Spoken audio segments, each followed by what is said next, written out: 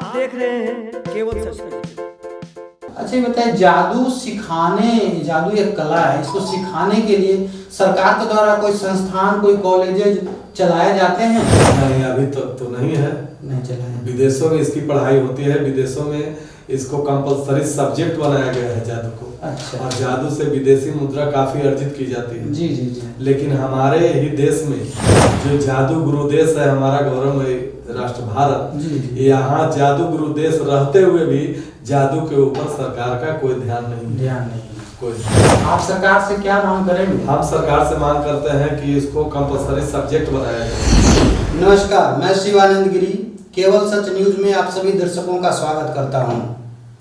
जादू यह एक ऐसा शब्द है जिसको सुनने से पूरे शरीर में एक सिहरन सी दौड़ जाती है।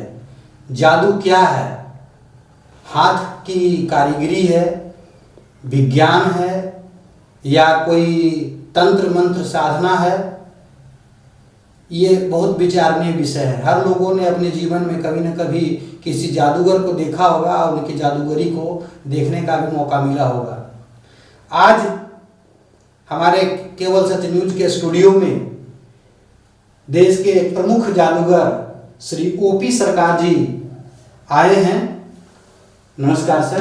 नमस्कार। आज मैं इनसे कुछ वार्तालाप करूंगा। सर ये बताया जाए, पहले तो आप अपना परिचय दिया जाए, पूरा फैमिली के बारे में बताइए सर। मैं जादूगर ओपी सरकार और हम हनुमान नगर पटना के ही रहने वाले हैं। हमारे 2 बच्चे हैं। एक बच्चा एसीसी सीमेंट में असिस्टेंट मैनेजर है हिमाचल प्रदेश में, और एक बच्चा ग्रेजुएशन किए हुए हैं जो स्टूडियो में आए हुए हैं, और एक बच्ची है जो हाल ही में रेलवे में जेई के पोस्ट प्राप्त की है, जेई में जॉब लगा है और ट्रेनिंग में गई हुई है। अच्छा बताइए सर, ये आप जादू के प्रोफेशन में कैसे आ गए? लोग बड़ा होकर डॉक्टर, इंजीनियर, एक्टर, क्रिकेटर बनना चाहते हैं, आप जादू के फील्ड में कैसे आए? कैसे विचार आपका आया? जैसे ऐसा है कि हम बचपन में ही ननिहाल में पढ़े, और जहाँ हम पढ़ाई करते थे वो गुरुजी जो मास्टर जो थे वो नास्तिक माइंड के थे, बहुत विशेष इस सब पर विश्वास नहीं रखते थे, और बहुत तरह की कहानियाँ सुनाते थे कि ऐसा ऐसा होता है, लोग ऐसा भ्रम में चले जाते हैं।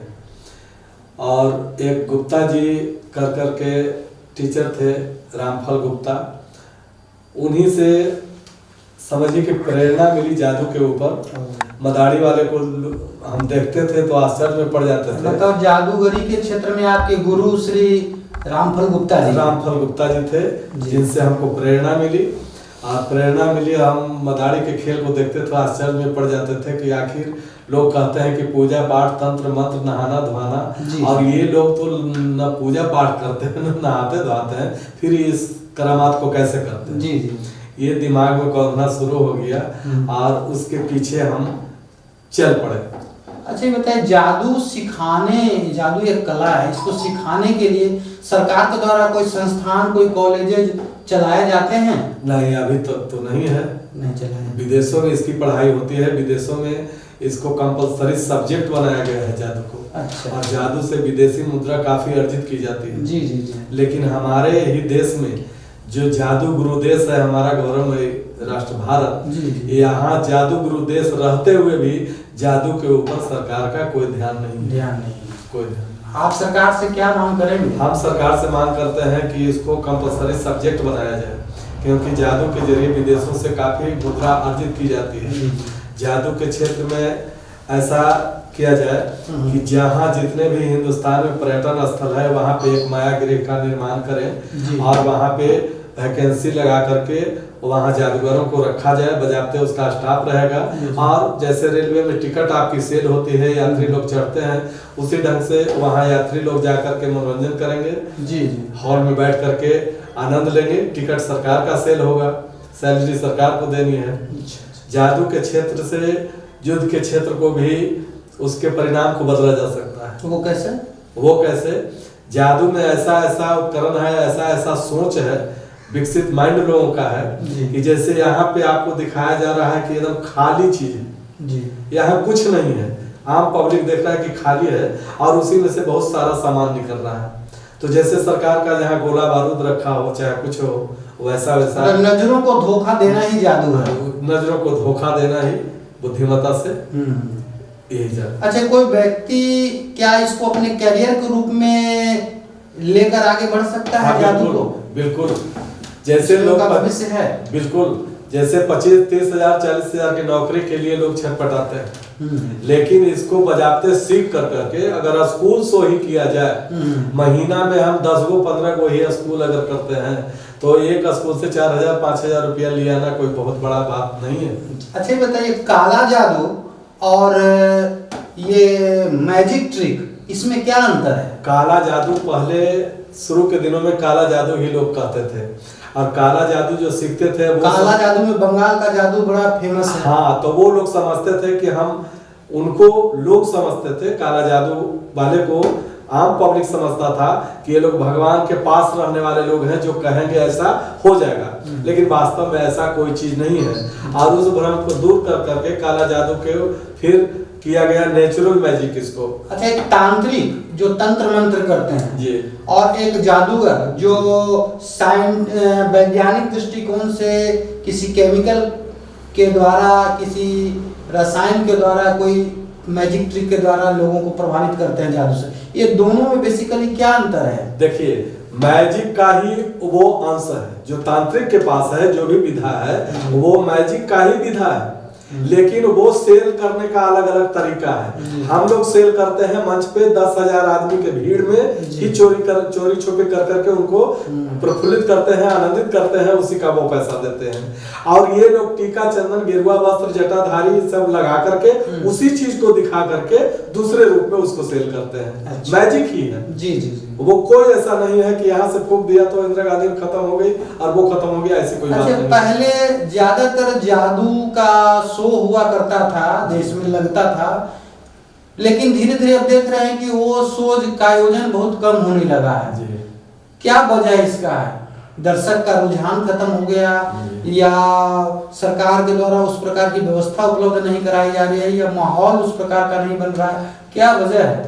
हमारे समझ से वजह जैसे ये आ रहा है कि पहले जैसे सिनेमा में लोगों का तांता लगता था, भीड़ लगता था कि नदिया के पार लगा हुआ है, गांव देहात से औरतें महिलाएं उठ करके सिनेमा देखने के लिए जाती थी। संतोषी माता का फिल्म है, और उसका भी रुझान लोगों में कमता जा रहा है, क्योंकि अब हर हाथ में मोबाइल आ गया है और मोबाइल पे सबसे बड़ा जादूगर मोबाइल, सारा चीज उपलब्ध है, चाहे जादू हो, चाहे सिनेमा हो, चाहे कोई भी दुनिया का चीज हो, वो अपने हाथ में। एंड्रॉइड मोबाइल और इंटरनेट आ जाने से जी, फिल्म का व्यवसाय, जादू का व्यवसाय, सर्कस का व्यवसाय, ये धीरे धीरे डाउन हो गया है, क्योंकि हर घर में हर हाथ में मोबाइल है और जो भी देखने का इच्छा हुआ बस मोबाइल खुला देख लिया। अच्छा, ये हमारे देश में एक कामरूप जगह है, कामरूप कामाख्या बोलते हैं, वहाँ बताया जाता है कि वहाँ बहुत एक से एक बड़े बड़े तांत्रिक और जादूगर हैं, और वहाँ लोगों को जादू से इंसान को कोई दूसरे जानवर बना देते हैं, इस तरह का अफवाह सुनते हैं। इसमें क्या सच्चाई है? ये हम तो टीवी भी हम भी देखे हैं, कामरूप में ऐसा अभी कोई व्यवस्था नहीं है कि लोग भेड़ा बना दे।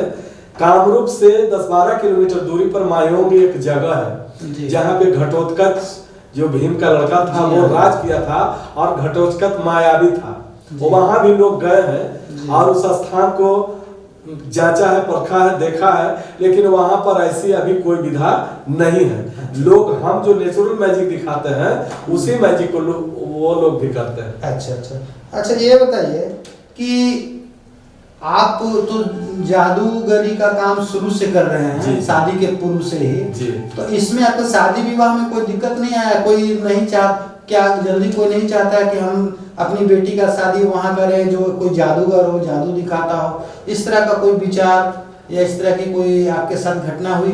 ना, तो शादी हमारा हुआ 26/5/83 को, लेकिन हम जादू के दुनिया में प्रोफेशन के रूप में प्रवेश किए। शौक तो बचपन से ही था जी हाँ, लेकिन कहीं मंच नहीं किया था, लेकिन 1991 के बाद हम मंच पे आना शुरू कर दिए। 1995 से मेरा कारवां चल पड़ा जी।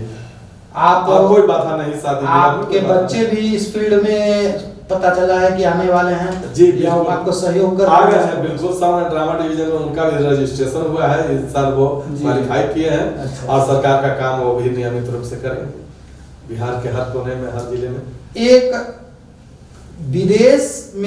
विदेश के जो जादूगर हैं दूसरे देशों के और जो अपने देश के जादूगर हैं, वो जो दिखाते हैं मैजिक ट्रिक्स, जो कला दिखाते हैं, ताजमहल तक को गायब कर देते हैं और बहुत प्रकार की हैरत अंगेज वो घटनाएं करते हैं, तो इन दोनों में बेसिकली क्या फर्क आप देखते हैं?